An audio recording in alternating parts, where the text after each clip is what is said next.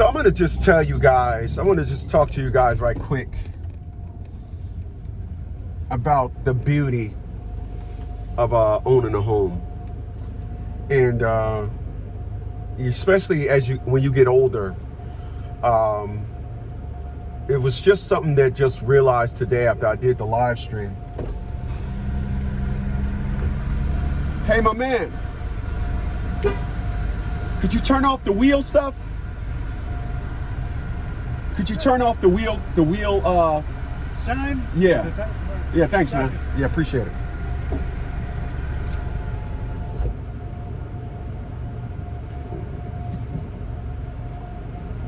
Shit, there's put more dirt on the car than clean.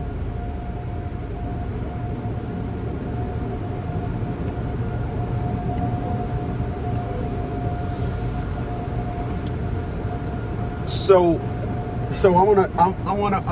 I just want to talk to you guys about owning a home, and I did a couple of videos, and I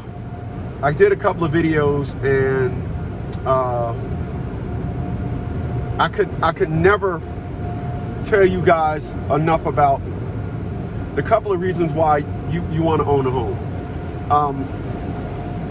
The number one reason why you want to own a home is, hold on. So the number one reason why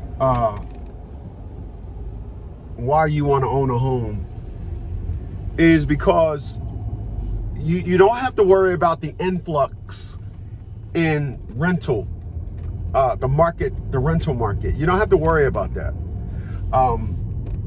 I brag about my mortgage price. I got a $754 mortgage, and the craziest and the most beautiful thing about a mortgage, my mortgage, is when I was actually looking for a home, I was looking at homes that was going to put me at somewhere around a $3,000 mortgage. Under the context of, you're going to love this, as coming from the introvert, coming from the guy that don't have a washer and dryer in his house. I got rid of it. I took it to the studio, and then it broke. It was in the house when I brought it, but then I took it out and took it to the studio when I had the studio. And I took it out because my friend told me, he said to me, and I quote, "Smitty, you're single. You got to create reasons to leave the house. So when I go shopping for 1 day to 2 days out, so I can always leave the house." So I didn't replace my washer and dryer. So every time I got to wash my clothes, I have to leave the house. So that's one of the mental things that I face, and one of the mental things as a loner, number one. As a two, you got to get out the house. You got to create interaction. It's very important. All right. But I was going to buy a house that was 2.5 times bigger than mine, under the context of, wait for it, so when I have friends, I can entertain them. I didn't have any friends. I don't have any friends like that. So I brought my house after I snapped out of it. So I brought my house, and knowing that you live somewhere where, as I stated, the market is not going to fluctuate, that is beautiful. Second reason why it's good to own a home. When you own a home, you create a routine about your life that could last for the rest of your life.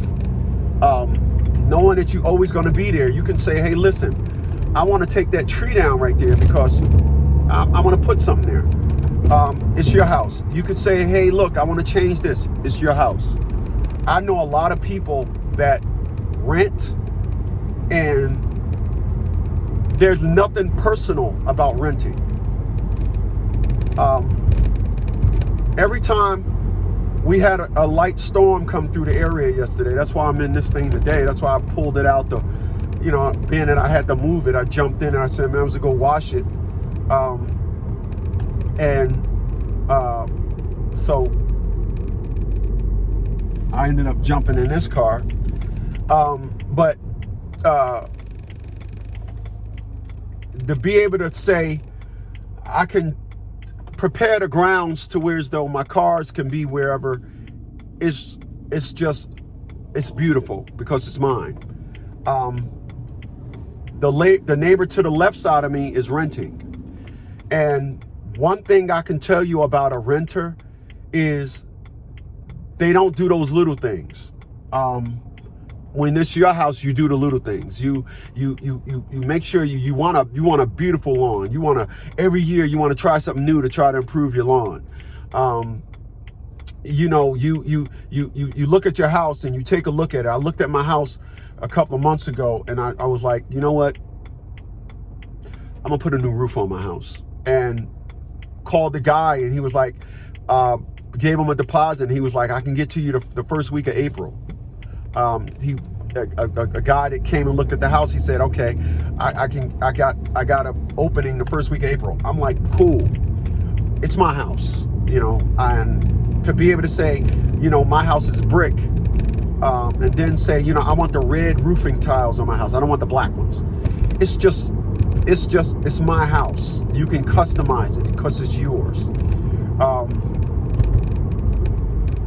Everything that goes wrong with it, you can give it the utmost attention. Everything that happens, you can say, you know what? Let me fix this and put the best quality in it because it's my house. In addition to owning a home, the biggest thing that I face now is the ability to say I could do whatever, I could buy whatever I want. So, are you fucking serious? I can say, you know what?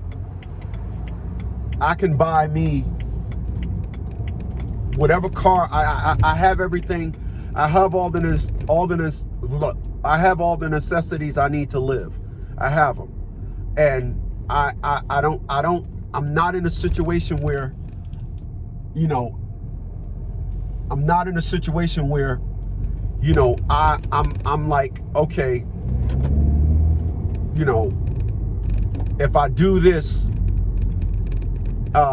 it's gonna put me in a tight bind. I'm not in that situation. I'm in a situation where I'm in a situation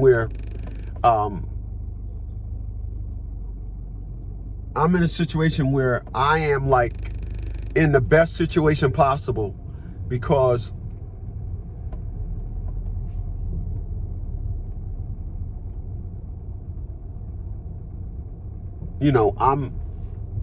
I own the house. So let me give you a further perspective of what I'm talking about. I have a friend of mine who owns his house, right?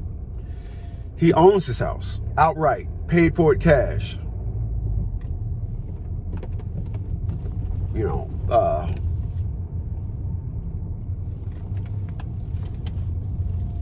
Big house, 6,500 square foot, beautiful home, millionaire. And I'm learning from him, when you have a home that's paid for. He went and brought the Porsche. Yeah, he went in $150,000. He brought the Porsche. When you have secured your dwelling, when you have secured your place to live, there's a freedom that you get. Remember, I want y'all to remember something. For those that was with me. I had an apartment in the back of Todd Smith Studios. It was cool. And it was cool. And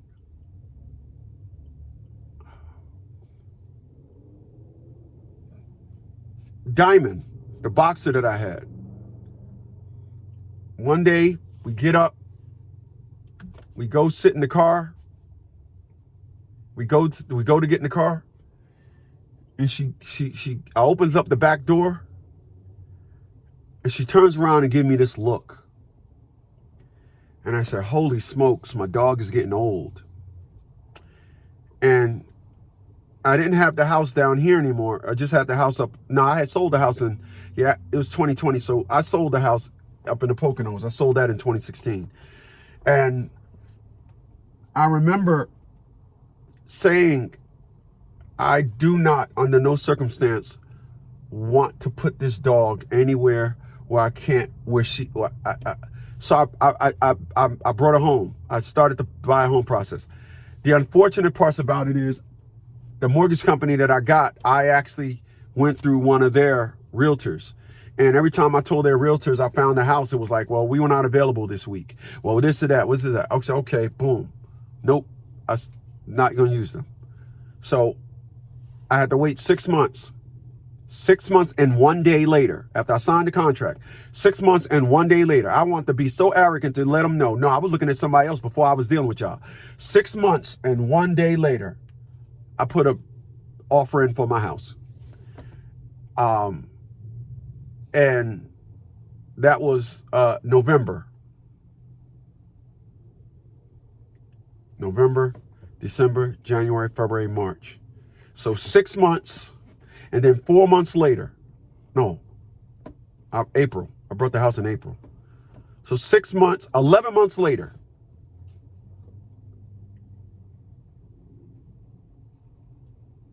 yeah, I brought the house in. I brought the house in April. Exactly 30, I closed on a house in April. Exactly 30 days later to the day, Diamond died. And I remember just, man, I was gone, man. I was crying my heart out because I had to put down, of course, the guy said, you know, she wouldn't have made it through the night. She wouldn't have made it. She was breathing real. Boxers get tumors. She got a bunch of tumors and they just say, let them go. And,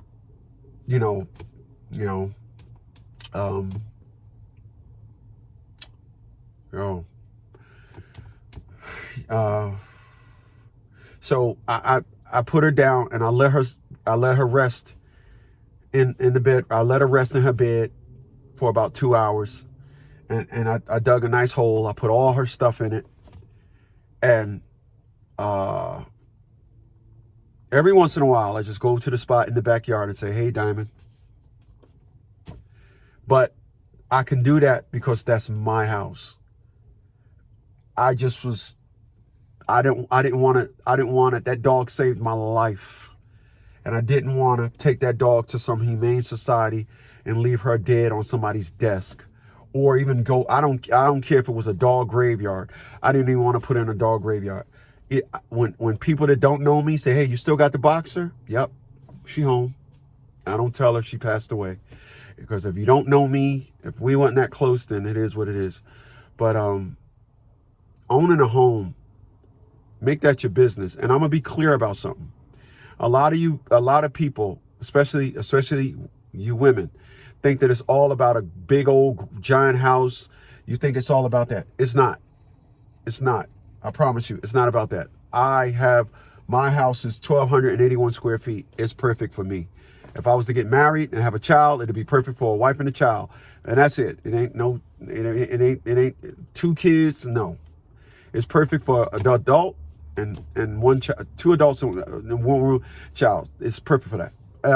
But the beautiful thing about it is, also another beautiful thing about buying a home. I brought my house, and then 2.5 years later, after buying my house, I had over $100,000 equity. The market shot up. So right now, 5 years later, I'm sitting on like 227. I think I'm at 227 now. The house is worth $127,000 more than I owe on the mortgage, and you can't beat that. So, I'm not into the business of, I'm gonna tap it out, and I'm not doing that. It can stay where it's at, and the equity I'm talking about can stay where it's at, and and I'll figure out something to do with it. Maybe I'll get on my cocky and I don't know. But anyway, you own a house, and it's the best thing in the world when you own a house.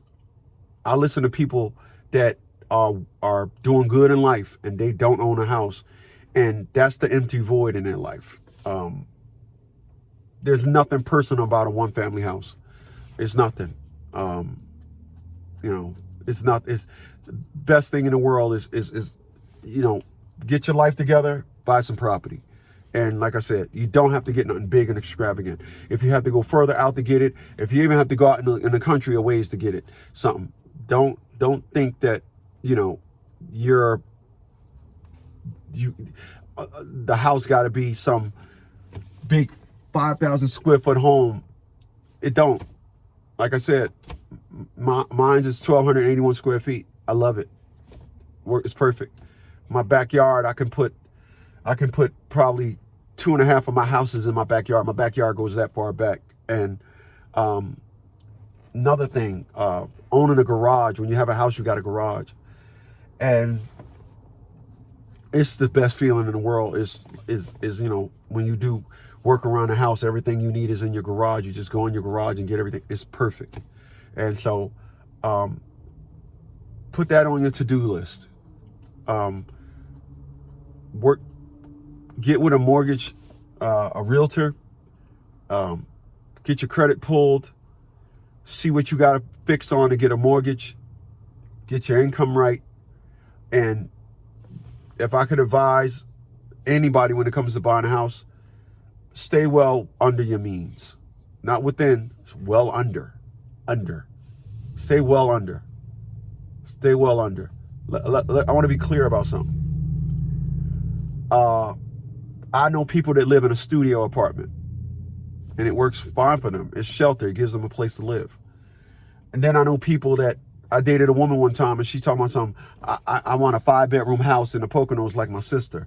I said, a 5-bedroom house in the Poconos. Now, I'm not against 5-bedroom homes, but in the Poconos, that's a heating a large house. I said, you got to understand something. It costs a lot of money to heat a 5-bedroom home in the Poconos. She was like, oh, is that why my sister's house is always cold? Yes. Yeah. That's why your sister's house is always cold. So take heed to that, man. Catch you guys on the next one.